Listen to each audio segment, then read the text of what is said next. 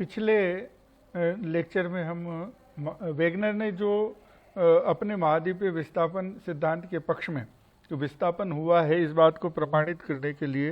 एक 5 मानचित्रों का युग्म दुनिया के सामने रखा, सारे भूगोलवेत्ताओं जानकारों के सामने रखा। उसमें से तीसरे पर हम बात कर रहे थे कि जुरासिक युग का जो अपना मानचित्र है उन्होंने अपने इस जुरासिक युग की परिस्थिति को, भौगोलिक परिस्थिति को अपने मानचित्र के माध्यम से स्पष्ट करने का प्रयास किया। उनका ये मानना था कि जुरासिक काल में जो टेरेसिक युग और उससे पहले के प्रीमिनियन युग में जिस तरह की जो भौगोलिक स्थिति थी पृथ्वी के स्थल भागों की, वो अब धीरे धीरे जैसे परिवर्तित हो रही है। और टेरेसिक युग के बाद में जैसे अपन देखते हैं कि कुछ स्पष्टता महाद्वीपों के आकार में आपको नजर आने लगी है और धीरे धीरे उनका जो वर्तमान स्वरूप, जिसको अभी हम जो पृथ्वी का जो भौगोलिक स्थल भागों का महाद्वीपीय स्वरूप जो देखते हैं उसकी ओर जैसे आपका स्थल भाग बढ़ रहे हैं। यानी वो ये बताने का प्रयास कर रहे हैं कि विस्थापन किस तरह से हो रहा है। उसके बाद में क्रिटेशियस युग की बात करते हैं, वो लगभग 65 मिलियन वर्षों से पहले की बात करते हैं।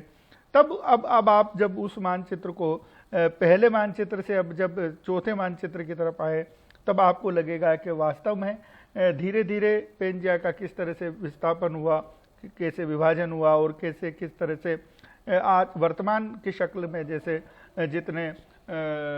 महाद्वीप हैं वो आना शुरू हुए और अब बहुत विकसित रूप से या बहुत स्पष्ट रूप से जैसे आपको महाद्वीपों का विभाजन लगने लगेगा, जिसमें उत्तरी अमेरिका है, दक्षिणी अमेरिका है, यूरेशिया है, अफ्रीका है, ऑस्ट्रेलिया है और आपका जितने भी दक्षिणी ध्रुव का जो भूभाग है जिसको हम अंटार्कटिका कहते हैं, वो स्पष्ट रूप से जैसे एक स्थिति आपको नजर आने लगी। और अपने को ये भी नजर आने लगेगा कि एक जो प्रवाह था वो दक्षिण की ओर है, दूसरा पश्चिम की तरफ है। तो ये जो परिस्थिति है वो स्पष्ट रूप से आपको नजर आने लगती है। इसी बात को बहुत स्पष्ट रूप से वेगनर बताने का प्रयास करेंगे और इसी के माध्यम से ये कहने का प्रयास करेंगे कि जो भूभाग कभी भूमध्य रेखा के निकट हुआ करते थे वो खिसक कर दक्षिण की तरफ खिसके हैं और उनके दक्षिण की तरफ जाने के कारण से ही वो अपनी जलवायु कटिबंधों के परिवर्तन की बात को नकारते हुए ये कहते हैं कि कटिबंधों में किसी प्रकार का, जलवायु कटिबंधों में किसी प्रकार का परिवर्तन नहीं हुआ, उसके बजाय जितने भी आपके स्थल भाग है वो खिसक कर दूर गए हैं, जिस उन कटिबंधों से दूर गए हैं, जिसके कारण से ये स्पष्ट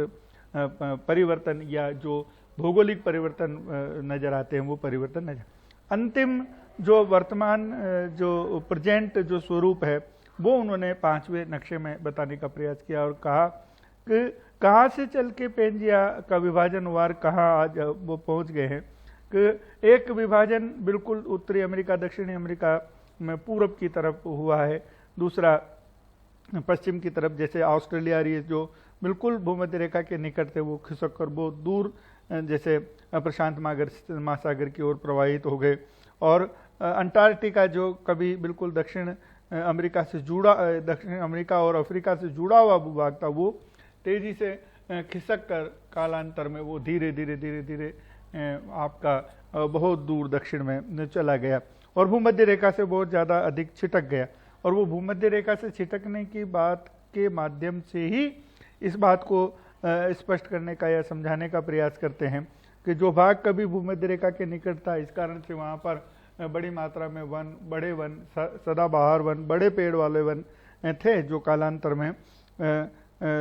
दक्षिण में खिसक जाने के कारण और भूगर्भीय परिवर्तनों के कारण कोयले में बदले। इस बात से वो अपनी बात को रखने का प्रयास करते। और भी उन्होंने कई उदाहरण दिए हैं जिनसे वो महाद्वीपीय विस्थापन की बात को, अपनी बात को प्रमाणित करने का प्रयास करेंगे। उनके लिए हम आगे इन विषयों पर चर्चा करेंगे। लेकिन 2 विषय जो उनके मन में बहुत ज़बरदस्त थे, उनको उन्होंने अपने अगली जो उनका वो है विषय उससे वो स्पष्ट करने का प्रयास करेंगे कि किस तरह से उन्होंने ये बताया कि कार्बनीफेरस युग जो था हमारा, उस युग में आपका जो संसार सब एक साथ एकत्रित थे, एक स्थल भाग के रूप में थे, जिसको उन्होंने पेंजिया कहा, जो मैं पहले बता चुका हूँ आपको। वो कार्बनीफेरस युग में प्रारंभ हुआ और महाद्वीप वर्तमान जो आपका स्वरूप नजर आता है पेंजिया का, वो पेंजिया विखंडित होकर स्थल भागों में अलग अलग दिशाओं में प्रवाहित हुआ, और जो पूरा का पूरा स्थल भाग था वह पूरा पेंथालासा के रूप में था। महाद्वीपों का जो ठोस भाग था वो वह सियाल, और उसके नीचे का जो भाग था महासागरों के नीचे वो सीमा था। और उन्होंने एक बहुत विशिष्ट बात यहाँ पर और कही, जिस तेराव के सिद्धांत की हम बात करते हैं कि सियाल जो है वो कम घनत्व का है और सीमा जो है वो अधिक घनत्व का है। और वेगनर का ये मानना था कि सियाल जो है वो सीमा पर तैर रहा है, और तैरना स्वाभाविक इसलिए भी वो मानते हैं कि सियाल का जो घनत्व वो सीमा के घनत्व से कम है। ऐसी स्थिति में उनका ये मानना है कि, और ये बात उन्होंने इसलिए भी कही कि जब तक वो तेराव की बात नहीं कहेंगे तब तक जो महाद्वीपों का विस्थापन है गुरुत्वाकर्षण के कारण या पृथ्वी के अपने अक्ष पर घूमने के कारण, वो स्पष्ट नहीं हो पाएगा। तो ऐसे में वो इस बात को, तेराव के बात को बहुत, जिसको कहते हैं हम कि बहुत ज़्यादा सख्ती से उन्होंने इस बात को कहा, इस बात पर जोर दिया कि जब ये दोनों जो परतें हैं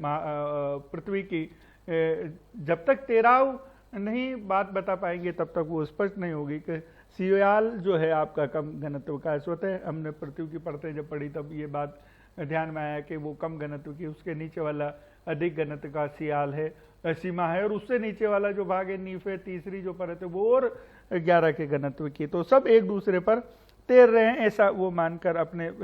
विस्थापन की बात को वो स्पष्ट करने का प्रयास करते हैं। और फिर उन्होंने, जैसा मैंने बताया उस चित्र के माध्यम से जब मैं चर्चा कर रहा था तब आपको ध्यान में आया होगा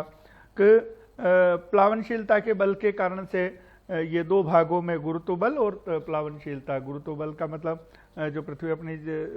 मैं इसको और आगे स्पष्ट करूंगा, लेकिन अभी दो जो प्रमुख कारण हैं जिनके कारण से, जिनमें उन्होंने गुरुत्व बल और प्लावनशीलता को कारण माना, और उनके कारण से पृथ्वी का जो ये भाग, स्थल भाग पेंजिया था, वो विखंडित हुआ। वो पहला ऊपरी जो भाग था जो लारेंशिया और अंगारा लैंड में बदला, और नीचे वाला जो भाग था वो आपका गोंडवाना लैंड के भाग में बीच में बदला। उसके बीच का भाग थेटिस सागर के रूप में बदल गया, ऐसा उनका मानना है। जोरासिक काल में गोंडवाना लैंड का विभाजन हुआ ज्वारीय बल के कारण से। प्रायद्वीपीय भारत, मेडागास्कर, ऑस्ट्रेलिया और अंटार्कटिका गोंडवाना से अलग हो गए और अलग होकर प्रवाहित हो गए। उत्तर का भाग, जिसको उत्तरी अमेरिका, दक्षिणी अमेरिका, ये पश्चिम की ओर प्रवाहित हुए, और उस दिशा में प्रवाहित होने के पीछे के कारण से ही एंडीज पर्वत, और मतलब जिसको अपन ने पहले कहा कि महाद्वीपों के किनारे जो वलित पर्वत है, मोड़दार पर्वत है, वो इस प्रवाह के कारण से आपके मानचित्रों पर नजर आते। प्रायद्वीपीय भारत के उत्तर की ओर जो खसकने के कारण से हिंद महासागर, तथा जब वो स्पेस मिला, वो जगह छूटी तो वो हिंद महासागर में बदल गई, और दोनों अमेरिकी महाद्वीपों के पश्चिम की ओर, जैसे जो यूरोप से मिले हुए थे लगभग भूमध्य रेखा पर, वो पश्चिम की ओर जब खसके तो उनसे अटलांटिक महासागर, जिसको अभी अटलांटिक महासागर आप लोग कहते हैं, वो महासागर का निर्माण हुआ, और नीचे उसी के कारण से आर्कटिक महासागर और ध्रुव सागर का निर्माण, ऐसा वो बताते हैं। कई दिशाओं में, जैसे महाद्वीपों के अतिक्रमण के कारण से पेंथालासा जो था आपका सागरीय क्षेत्र था, वो संकुचित हो गया, और पर वो संकुचित बहुत विशाल जो जल राशि थी वो बट गई, और जिसमें प्रशांत महासागर का निर्माण भी इसी काल में आप मान सकते हैं, और जो लगभग प्लायोसीन युग आते आते तक लगभग पूरा हुआ, ऐसा वेगनर का मानना था। वेगनर जिन चीज़ों के मतलब प्रवाह के कारण, किन कारणों से प्रवाह हुआ, जिन चीज़ों को ये जिम्मेदार मानते हैं, उन बातों को हम अगले लेक्चर में आपके सामने डिस्कस करेंगे। कौन कौन सी ऐसे कारण थे जिनके कारण से ये प्रवाह हुआ।